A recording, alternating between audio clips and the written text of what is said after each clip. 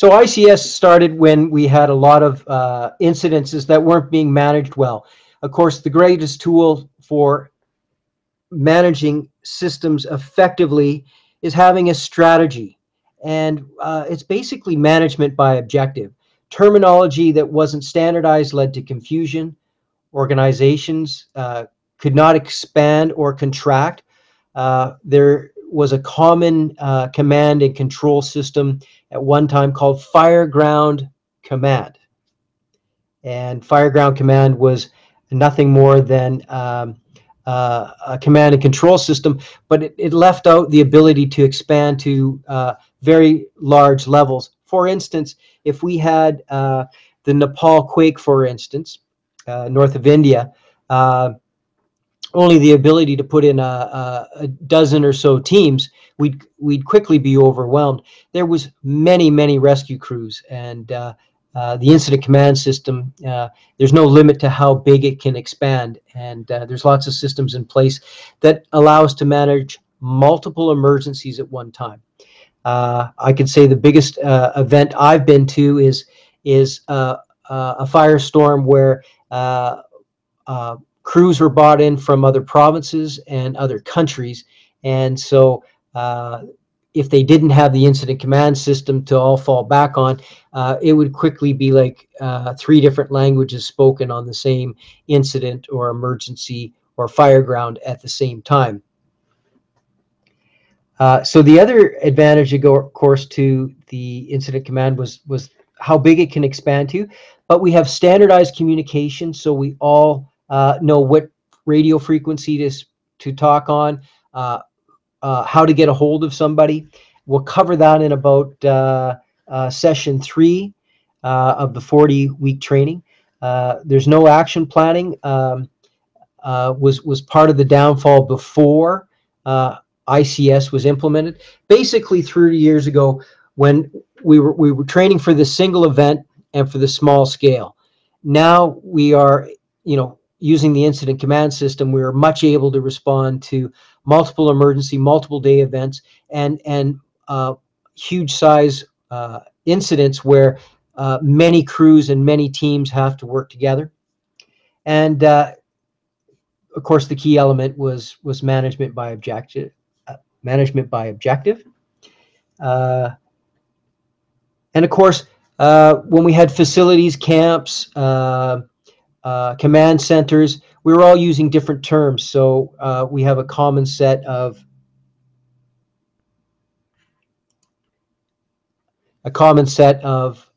terminology for locations and functions. ICS applications, of course, we've covered this. It can be anywhere from spills or plane crashes, hazardous materials, incidents where toxics are released. Our priorities, of course, are always people, environment, and then property. This is an example of a large-scale emergency. The whole idea is we can expand or contract to the need. If you think of this as a pyramid, we can take out the pieces of this large-scale emergency if we don't need them. This isn't obviously as big as it gets, but it gives you a sense of the 5 organizational elements that are needed. And they are, and you may want to take notes here, command, operations, planning, logistics, and finance. So here's another look, right? This is the top-down view of all the different management functions. It doesn't have to be a person in every one of these roles on a small one crew incident, whether it be one rescue team or one fire truck, or it doesn't necessarily always get to something where you need a certain person to perform each function. The incident commander, he's an officer. He has all these responsibilities, but he can hire and designate a section chief underneath them. But typically on a small emergency, one person, one supervisor is performing all of these functions. As an emergency grows in size to a complex event, then what happens is we may delegate a person to one of those 5 functions. And let's just kind of break down those 5 functions into what they actually look like. Overall responsibility is the job of the incident commander or the command staff, and those are officers. Operations is basically the doers. They carry out the plans made by the command, right? So operations is headed usually by an operations chief on a large scale, and he actually does the work of the rescue, the medical interventions, the firefighting, the hazardous spill containment, the security, if it was a police emergency. Those are the doers. Planning is just keeping track of everything. They prepare an incident action plan for an operational period. An operational period, this is something you might want to write down, can be no longer than 24 hours, but it can be 12, right? And the people that put together an incident action plan are the planning section, broken out of the 5 functional responsibilities. So let's start at the top again. Command, operations, planning, and logistics. And then, of course, finance and admin. Let's break it out to logistics. Logistics is supplying support. What does support look like? Do you need to eat on a 12-hour shift? Do you need to get back to the base camp on a bus? Think of the firemen last week in China with that, they said there was 1,000 firefighters there. How would they get back and forth from their shift? That pump was in place, flowing water. There's probably a need for a bus. So whether it's food, a medic, transportation, or gathering up and warehousing supplies, logistics provides support to the overall incident. And of course, finance and admin are going to pay you. They're going to hire a contractor, and they're also going to make sure everybody's time is accounted for so you get paid, and that the contractors and the food and the gasoline gets paid for. So the 5th area of functional responsibility right at the bottom is finance and admin. So the 5 key roles: command, operations, planning, logistics, finance, and admin.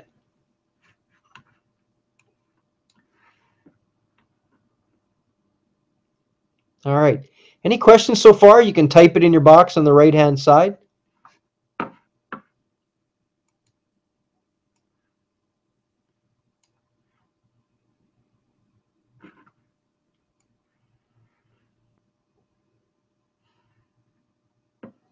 All right. So the functional areas of responsibility, which we covered, it means a lot for the incident commander. So what we do is we can break this down into functional organizations and delegate or assign responsibility. And just on the right-hand side, when the incident commander, IC, stands for incident commander, he's the chief operator. He's responsible for everything, but when he's got a lot of things to do and not enough time to do it, he will delegate those positions. Not in all cases will you need finance or logistics, but he can't handle it all, so he may delegate those 5 functional responsibilities of command, operations, planning, logistics, finance, and admin. He may also have other officers working with him as part of the command team, and they could be an information officer, a safety officer, or a liaison officer. So those are his direct supports. And that's just another picture of, on a large-scale emergency, like in the Nepal quake, obviously the command center was staffed by an incident commander, and he may have delegated the information officer to deal with the press, the liaison officers to deal with the incoming military or the Red Cross or non-governmental organization or rescue teams. So liaison officer is nothing more than an intermediary, a business representative. He's a go-between between the incoming resources and the actual incident command team. And of course, there may be a safety officer. There is only one officer per command, and we'll break it down if they need resources, if they need help, what the titles are and the positions underneath them, because they may have helpers too. But command staff is only security, information, liaison, safety, and of course the incident commander, and those people are referred to as officers. Okay, just checking to see if there's any questions so far. Our information officer is the central point of contact for information. So he usually would type out the press releases to the media, because the media will overwhelm the incident commander. So there needs to be somebody in between the media, the press, and the incident command officer, and that's the information officer. And their sole job is to gather information from the incident and let appropriate information and appropriate messages go to the media when appropriate, not when they want it, but when it's needed to be given. A safety officer, there's only one per incident. He can have assistance, but they anticipate and detect and correct unsafe situations. So safety officers there to do the hazard assessment, communicate that through the team, and also stop any unsafe activities that he sees. Liaison officer is the point of contact for incoming agencies and the coordination between assisting and supporting resources, whether they be the Ministry of Environment or trying to think of the teams that do the biological emergencies. It'll come to me later. But the liaison officer is the go-between, and he organizes all the little fine details so that groups can work together. And because for instance, a team may be coming from Europe who doesn't use the incident command system, so the liaison officer would obviously have a handout prepared so they get caught up to speed with a group, say in Nepal, that is using the incident command system. So they iron out all the rules and the rough spots and make sure all the details are handled and people are signed in and signed out and people get paid. Operations sections directs and coordinates all incident tactical operations. So below the command staff, we talked about 4 other teams below command: operations, plans, logistics, and finance and admin. If the situation is large enough, they will be a person will be delegated as the operations section chief. Okay, so the only officers on command, if we have the 4 sections below, they may have a chief responsible for coordinating all the teams and crews under them, and the top person for a section is called a chief, and he's general staff. They direct and coordinate all incident and tactical operations, right? So they don't design the strategy, they carry out the plans. Organizations that develop, right, when we have more fires or the fire is growing and we need more resources, he's the man who sets everybody. The operations section chief is the person that will set everybody in the right groove, and he will ask for resources, or as we put the fire out, or we've pushed the tidal wave back, we've pumped out the water, the flood is over. As we contract, we make the crew smaller. the organization develops as required, and it may contract to such a point where we don't need anybody. So the operations section chief will take note of that and deploy and retire crews, send home crews as they are not needed. Some of the different sizes or different parts of the organization are single resources, task forces, and strike team.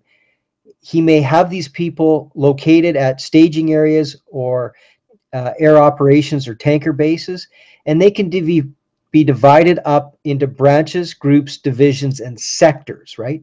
So as we expand, if we think of a tree, if we expand the need, we have multiple fire crews, we have multiple ambulance crews, we have a hazmat team, we have a rescue team, we have security, perhaps with the military.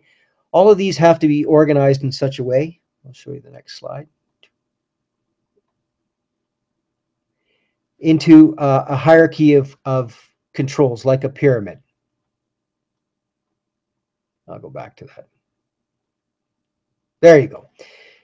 So now you see a large-scale emergency and how we have to organize things into branches, divisions or groups, and sectors as we have a large-scale emergency and more incoming resources come into the emergency scene, the incident command, the fire ground, the complex emergency. As we bring in hundreds of support workers, they'll all have to be organized, and the terms we use are branches, divisions, and sectors. Our small teams have, and we'll explain this as we go along, can be divided into strike teams, which are all similar. So be all police, all military, all rescue, all EMS, which is emergency medical services, right? So typically they're all similar. A strike team, as opposed to a task force, is all like skilled individuals. A task force would be the opposite. It might have one police, one fire, two ambulance, one rescue, and a hazmat. So a task force is dissimilar, or a group of skills, whereas a strike team is all the same skills. And of course, a single resource would be somebody like a helicopter fire retardant worker who loads the air tankers with fire retardant. A single resource may be a specialist, a subject matter specialist. A single resource might be a foam truck for resupply, right? Who's bringing in Class B foam for a large fire.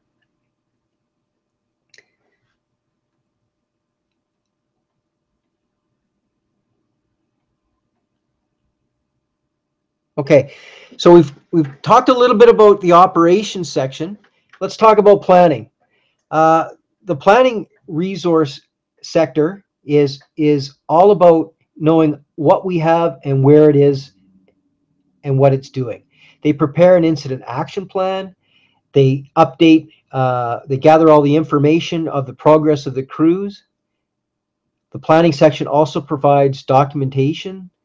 They keep track of who's left and who's arrived, and they provide technical specialists that will perhaps work for the Ministry of Environment. They might be pandemic specialists. They might be agricultural specialists. They may be physicians. They might be engineers. And those people provide information to the plans chief, who works under the incident commander. So a planning section may be broken down at its largest to 4 different units, and they are resources, situation, documentation, and demobilization. So if a planning section chief becomes overwhelmed, he may assign the tasks of all 4 of those individual units to 4 different people. If we expand in a large-scale emergency, it helps us coordinate, take control, assign accountability, so that everything gets done and nothing falls off the table. It's about management by, I mentioned it before, management by objective. So let's look at the fourth section under command, logistics section. It may be headed by a logistics section chief. They provide services, 6 principal activities and 2 branches. So they could be warehousing, they could be buses, they could be catering, they could be first aid. We'll cover that more in a second. It means breaking down logistics into radios for communication, medical units, that's a first aid person, for the responders. This isn't for the general public. Logistics would have first aid or medical people maybe stationed at a helipad or a tanker base. If we need food for a 12-hour shift for lunches, the logistics section would be responsible for organizing the meals, and the caterer or the people supplying the food and the lunches. They also would look after getting things like nuts and bolts, fuel, hard hats, fire retardant coveralls, safety glasses, dust masks, respirators. That's a supply unit's job. Facilities, what if we needed a command center? What if we needed a warehouse? That's a facilities unit job. They'll get us a washroom, they'll get us an office, and they'll get us a camp for a kitchen. Ground support units, nothing more than getting parts, foam for firefighting, first aid supplies, paperwork, lunches to the field. That's ground support. They're moving resources around. They're the ground support unit. And this is what logistics will look at like expanded to its largest. It's a service branch and a support branch. Of course, the support branch is supplies, facilities, and ground support. And service branch is the radios, the medics, the first aid attendants, and the kitchen staff. So that's just an overview of the expanded logistics branch. Finance and administration. This is the people who are going to get you paid. They're going to get you days off because they, know that your operational period is up if you've been there too long. They're going to track costs, and they're going to sign contracts with suppliers, whether it be an aviation firm, whether it be a fuel supplier, whether it be a camp caterer, somebody supplying the food resources. They're going to get a copy of the invoice, the bill. They're going to make sure that everybody gets paid, and that everybody's time or is accounted for, so that there's not too much or too little spent. And they'll also do a running tally of daily of how much everything is costing. In the area I live in now, with the forest fires we've got going on, we're 200 million Canadian dollars over budget, based on a bigger than average fire season. If we break down finance and admin into all its little parts, the time unit, the procurement unit, and the compensation for claims unit, and the cost unit, that's basically how a finance administrative section chief would organize the work. Could they do all of that work themselves? Yes, but in a large event, they may delegate one or all of these units. Our job isn't necessarily, as a first responder, to know every nuance of these tasks and every strategy and tactic, but understand what the terminology means so that in a large-scale event, we're not confused with the terminology. I'll tell you, when everybody on a fire ground or an incident is handed an incident action plan and uses it to plan their day and to know what's coming next and to communicate hazards and to figure out how long they're needed and the tools they'll need for the day, that's a beautiful thing. But it comes with practice. So the first 3 to 4 sessions of the 40 weeks are what a first responder needs to know. The week 4, 5, 6, and 7 is what a supervisor needs to know, like a lieutenant. And of course, the remaining weeks are a supervisor's supervisor, like a chief, like a captain. This is a supervisor's supervisor. So ICS isn't just for the fireman, the medic, the police officer. It's for the supervisor and the supervisor's supervisor. And so a lot of us don't need the full 40 weeks, especially if we're just going to work as a rescue technician or a firefighter or a medic.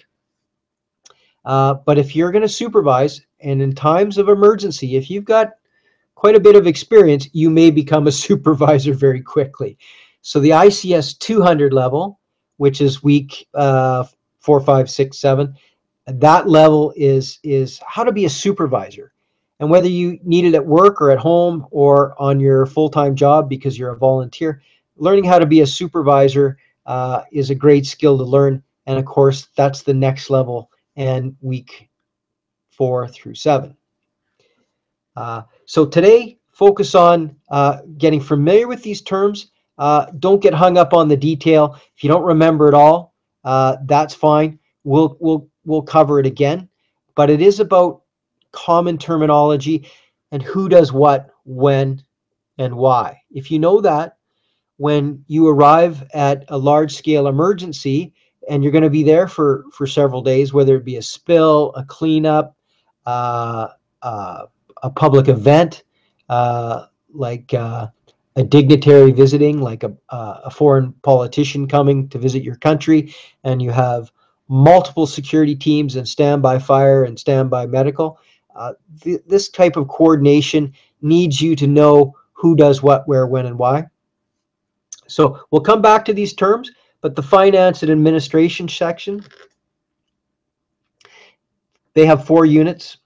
Time, they basically keep track of how much has gone where. Procurement, who we're going to hire and are they qualified. Compensation is if there was somebody injured and they went on compensation, or if something was damaged, who gets paid and who did the damage and who gets charged, like who might have to pay for it. Because if the ambulance backs into the fire truck from the next town, well, that ambulance company has to pay the fire truck for it's an insurance claim, but for the damage, right? And so that's what claims for compensation is. And of course, a cost unit is tallying up all these things as they're going on, how much is being spent on a daily basis, so we can see if our management by objective is actually worth the money, right? Are we spending too much or too little? The cost unit clerk would send that information to the finance and administration section, and we'll know if we're on budget. So this is where the rubber meets the road. What do you need to do at the end of the day? You need to accomplish something. If you're in an emergency scene, you want to make sure some of the fire is out, some of the spill is contained, some people are evacuated, the fire is smaller, there's more people rescued. But how does that work out to when we have teams we've never worked with before? It becomes very confusing. So it's management by objectives. Our command staff work on the bottom. They know the agency policy and our values and our direction. For instance, people over property, wildlife over environment, environment over property. So we have a value system, and basically our agency policy would come into every strategy. We establish our objectives. They are to evacuate the people, put out the fire, stop the spill. Those are objectives. And our incident command team or incident commander selects the appropriate strategy. With the help of our operations section chief, he will design the tactical direction and we achieve our goals. Some goals that are very common are to evacuate a nursing home, to protect the animals, We've got some pretty large-scale emergencies these days, whether you think of Chernobyl, the BP Ocean Horizon, Katrina, the earthquake in Nepal, Fukushima in Japan. These weren't one emergency. They were many emergencies. There was people needed to be rescued. There was people that needed to be evacuated. There was fires that needed to be put out. There was water that needed to be pumped away and drained off. Very, very complex situations. This diagram here is a picture of basically an incident action plan. An incident action plan is our marching order for the day. It's what we're going to try to achieve at the end of the day. Basically, the bottom part of this pyramid is set by our command staff. Any questions so far?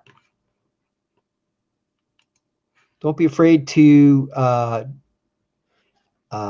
put your questions in the box on the right-hand side.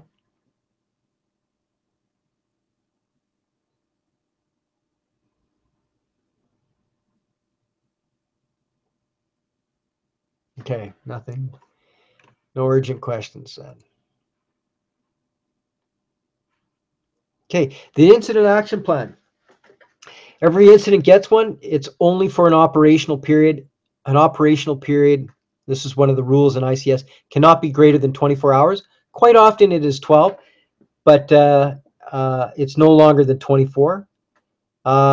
It starts out in a small emergency as oral, what our strategy and tactics are, and it's IC's or incident command, their decision whether to have it written, typed, and presented daily.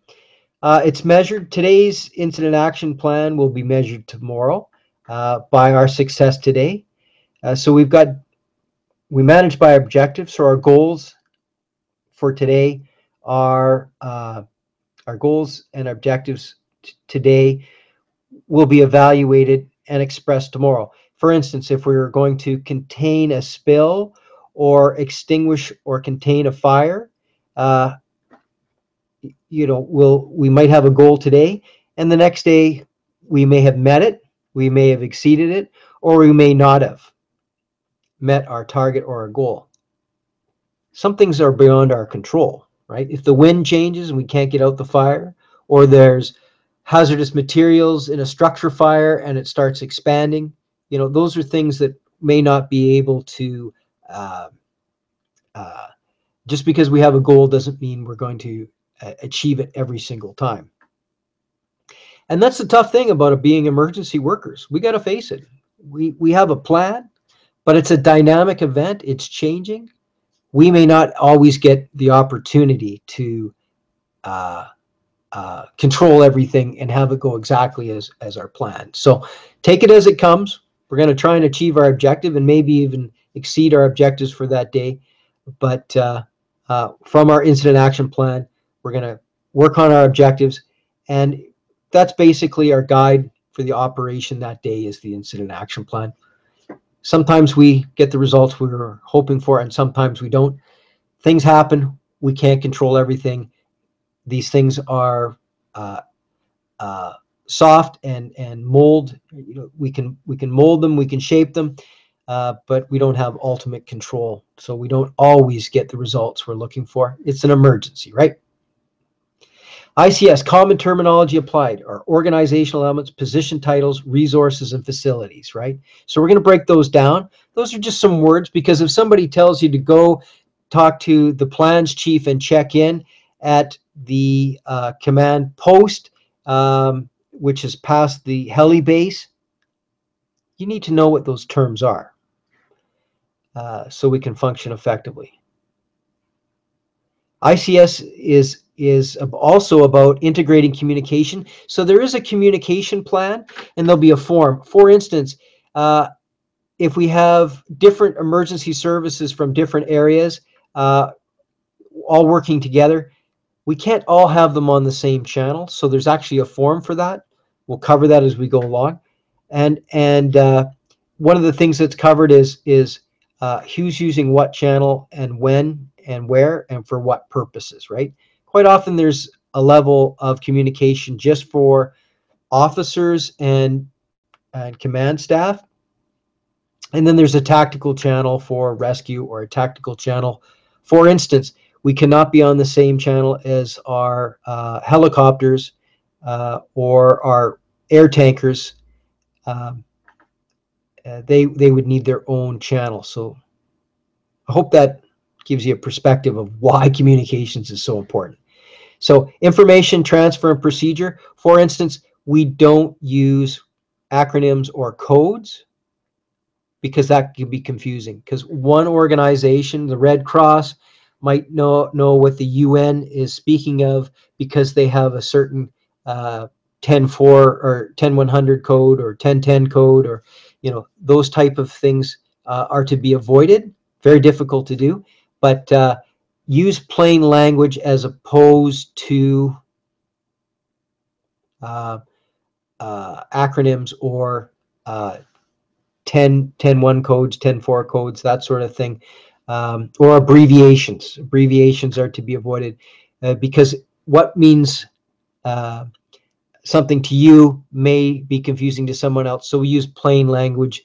We can spell everything out, or we could say the word, but using short forms doesn't necessarily help us communicate. So this is a little bit more about the communications. So command net would be the channel for our officers. Tactical would be the operations section, and they may be many tactical channels. Support would be logistics for radio, camp, medic. There may just be a support channel. Ground to air would be separate from everybody else, because when you're landing a plane, he can't afford to have anybody else's traffic other than air traffic control speaking to him. Only people involved in air operations would be able to communicate on that channel. And of course, pilots in the air, they talk to each other. So there's ground to air and air to air, right? Pilot to pilot, or pilot to control tower. Some common terminology as we wind down today's session. Session 1 of 40 is some common terminology that we use on any emergency, whether it's the Coast Guard, the military, the Red Cross. If we all have the same common terminology, and it's coming, ICS wasn't created and implemented in a day, but if we all use the same terminology, we eliminate that confusion.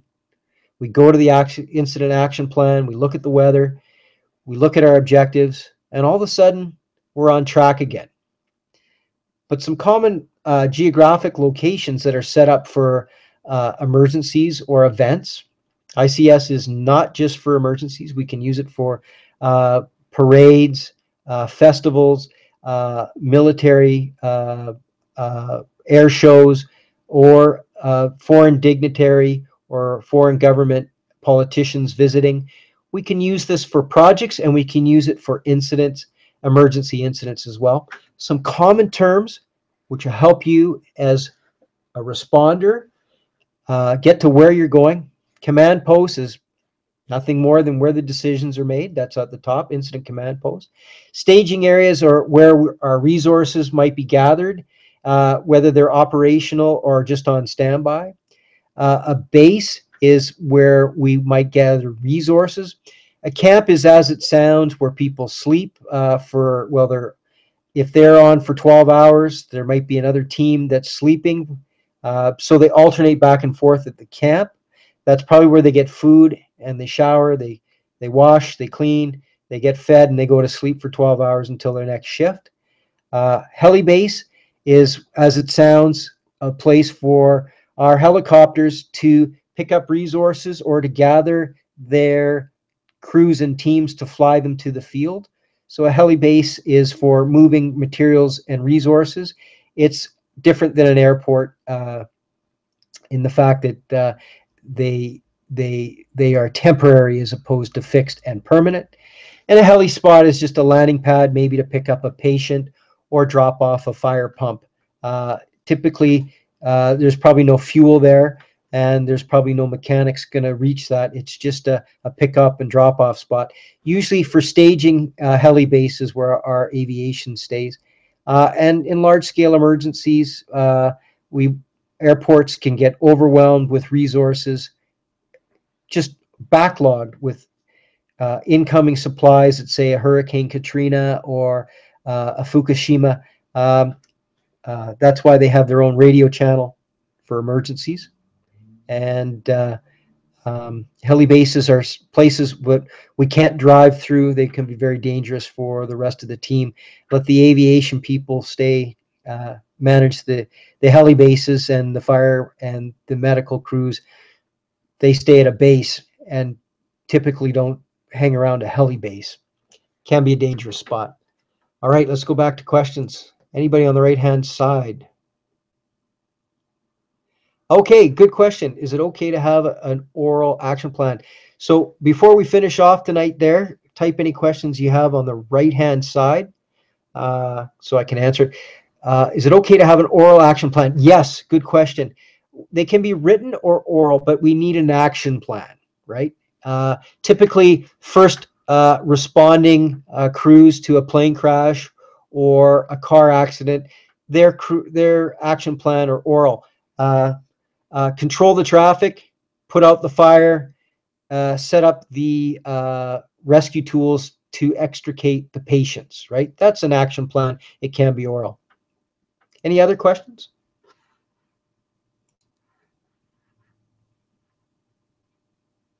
All right. I want to thank you. This is new technology to me. I do webinars, but Webinar Jam is a new tool. I want to thank you for all your interest and attention, your questions. I appreciate your attention. If you want to attend next week's session, we'll do the same again. They'll be starting in September. We're going to have about a 1-week delay to allow other people to join. Today was ICS 100, and ICS 100 is introduction, indoctrination, basic orientation. It's not finished yet. We still got another 2 to 3 hours left, right? But every emergency room nurse, every petrochemical plant worker, every police, fire, ambulance, military, helicopter pilot, pipeline worker, they all need these basic entry-level introduction to incident command. So this is the terms we use and the system we follow. It's a template that expands and contracts depending on the complexity. And there's hundreds, if not thousands, of people that respond to the largest of largest emergencies. And we want you to be able to cope and go to the right place at the right time and ask the right questions based on the fact that we know what the template or the system is doing as it expands and contracts. So those terminologies are good, and we'll cover them again. So if you've missed any of those terms, don't worry, they'll be covered again. It becomes a pattern, and we learn by repetition.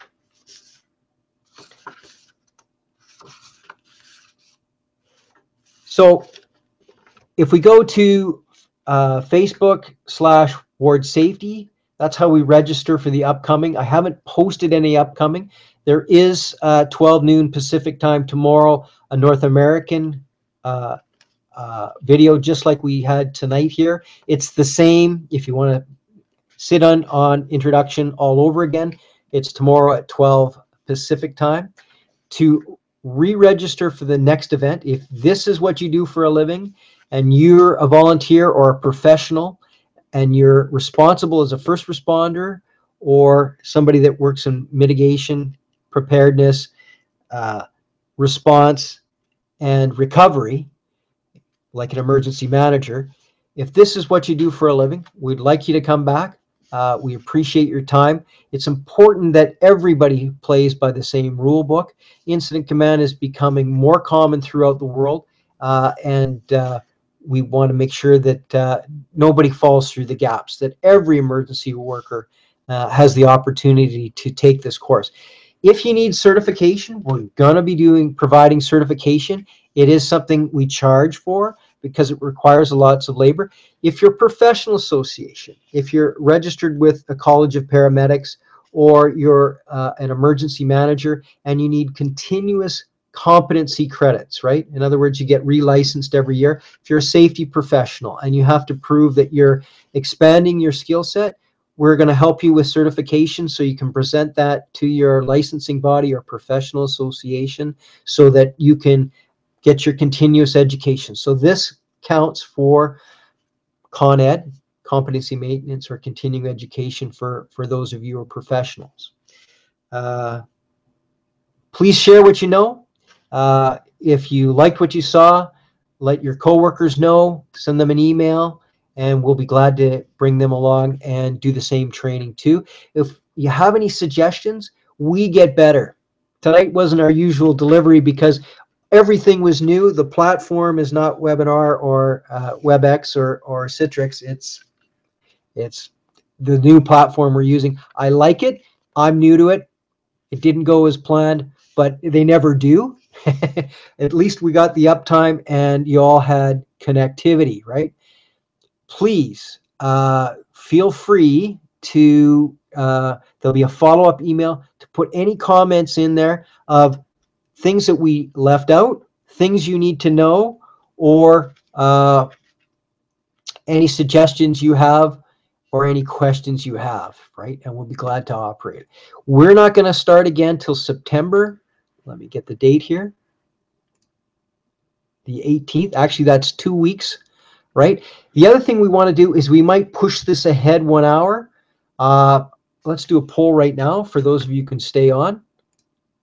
I just want to check time. We do it twice in a 24-hour period. We do one at noon Pacific Standard Time for North America, and then we do one at 10 p.m., which let's say in Mumbai, it's midday.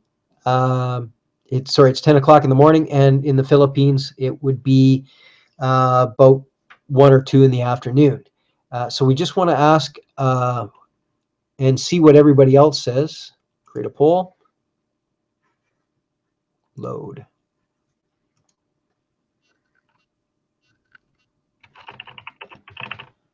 So on the right-hand side, you'll be asked to answer a question.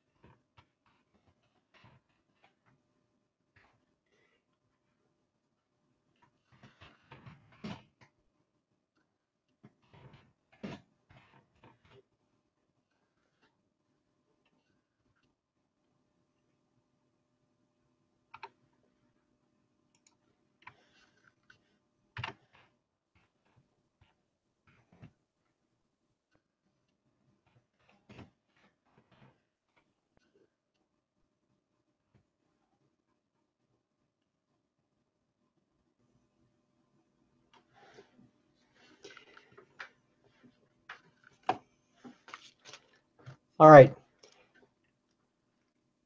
I look on the NOAA site. I see typhoons, cyclones, earthquakes. If you've never been in a large-scale emergency, today's the day to start training. We've got 40 weeks. If you're going to be a supervisor, an officer, a manager, or a consultant, or a specialty single resource, you need to take the 200 level. That is week 3, 4 through 7. As you expand through your career, ICS 300 is for captain and chief level, we can't stress enough how few people have actually finished the course. By the way, if you've taken the 100 level, if we certify you, you need to recertify every 3 years. If it's general interest, thank you for attending, but we will have you guys come back again in September. We will do it on this day every week. Please answer. Okay. It's 100%. Everybody wants it ahead 1 hour. We'll change the time, but we'll keep it to this day. Keep in mind, we do this about 14 hours later as well, if that works for you, if you're traveling, so on and so forth. Please keep the questions coming. We survive with feedback, your feedback. Please keep it positive, right? It's not good to tell me what went wrong without a solution. I need to know what you want and how we can improve it, right? Not, it didn't work. That's not an answer, right? So keep it positive. That's the whole idea of constructive criticism. So I need to know what works, and not just you didn't like something, right? So keep it positive, and we're going to keep this free. And by the way, if you miss a session, get this, it will be on YouTube. Ty Lake, Tyelake, Ty Lake. This is the YouTube channel where you're going to find classes that if you can't make it, it'll be posted live, and you'll get an opportunity to catch the classes you don't miss. If it's just strictly for interest, general interest, you don't have to be here. That's okay. You can catch these videos. There's no charge. It'll be on YouTube. If you need certification, we'll work with you. I need to know your professional association, and we'll work with your professional association to make sure that the competency, that you get credited for the time here, right? So how that works is say it's the International Association of Emergency Managers, or the Canadian Society of Safety Engineering. We want to make sure that they recognize your training here. You don't have to stay for all 40 weeks. Ty Lake is the YouTube channel set up specifically to handle these webinars related around complex emergency management. I know it was a lot at once, but the next time there's a tornado, quake, tsunami, if we get your friends in this course, your fellow professionals, guess what? The life we save may be your own, because complex emergencies aren't as simple as opening up a hose, putting on a splint, driving an ambulance, communicating on a radio. They become complex, and we want everybody to go home feeling like they've done a good job, because we're all working from the same page. The new page is ICS. It's been in use for 30 years. It's growing. Thanks for joining. Safe travels.